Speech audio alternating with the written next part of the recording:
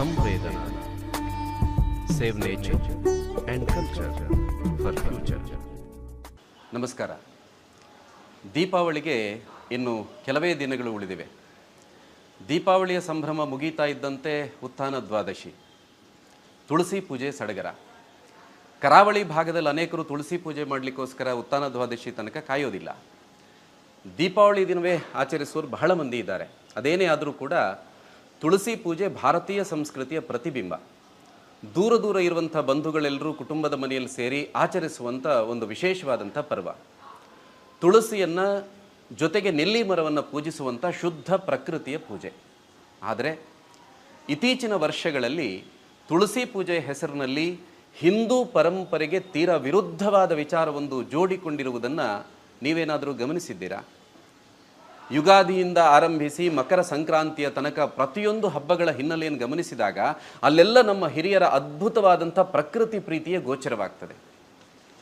ಪ್ರಕೃತಿ ಹೊಸ ದಿರಿಸನ್ನು ಧರಿಸಿ ನಿಂತಾಗ ಯುಗಾದಿ, ಪ್ರಕೃತಿಯಲ್ಲಿರುವಂಥ ಎಲ್ಲವೂ ಶ್ರೇಷ್ಠವೇ ಅಂದ ಶ್ರೀರಾಮನಿಗಾಗಿ ರಾಮನವಮಿ, ಅಪೂರ್ವ ಗಿಡಮೂಲಿಕೆಗಳ ಸಂಜೀವಿನಿ ಬೆಟ್ಟವನ್ನು ಹೊತ್ತು ತಂದು ಕಾರ್ಯ ಮುಗಿದ ನಂತರ ಅಲ್ಲಿರುವ ಪ್ರಕೃತಿಗೆ ಕೊಂಚವೂ ಘಾಸಿಯಾಗದಂತೆ ಇಡೀ ಬೆಟ್ಟವನ್ನು ಇದ್ದ ಜಾಗಕ್ಕೆ ಮತ್ತೆ ತಂದಿಟ್ಟ ಹನುಮನ ಜಯಂತಿ, ನಾಗನ ಹೆಸರಿನಲ್ಲಿ ಬನಗಳನ್ನು ನಿರ್ಮಿಸಿ ನಾಗರ ಪಂಚಮಿ, ಪೂಜೆ ಸಲ್ಲಬೇಕಾಗಿದ್ದು ಪ್ರಕೃತಿಗೆ ಗೋವಿಗೆ ಎಂದ ಗೋವರ್ಧನ ಗಿರಿದಾರಿಯ ಶ್ರೀಕೃಷ್ಣ ಜನ್ಮಾಷ್ಟಮಿ, ಗರಿಕೆ ಕಬ್ಬು ಇತ್ಯಾದಿಗಳ ಮಹತ್ವ ತಿಳಿಸುವ ಗಣೇಶ ಚತುರ್ಥಿ, ಭೂಮಿ ಗೋವುಗಳ ಪೂಜೆ ಮಾಡುವ ದೀಪಾವಳಿ, ಭೂಮಿಯ ಜೊತೆ ಸೂರ್ಯನ ಸಖ್ಯ ಹೆಚ್ಚಾಗುತ್ತಿದ್ದಂತೆ ಮಕರ ಸಂಕ್ರಾಂತಿ. ಹೀಗೆ ಯುಗಾದಿಯಿಂದ ಮಕರ ಸಂಕ್ರಾಂತಿಯ ತನಕ ಹಿಂದೂ ಸಂಸ್ಕೃತಿಯ ಯಾವುದೇ ಹಬ್ಬ ಪೂಜೆಗಳನ್ನು ನಾವು ಕುಲಂಕಷವಾಗಿ ಗಮನಿಸಿದಾಗ ಅಲ್ಲಿ ನಮಗೆ ಗೋಚರವಾಗುವುದು ಅಪ್ಪಟ ಪ್ರಕೃತಿ ಪೂಜೆಯೇ.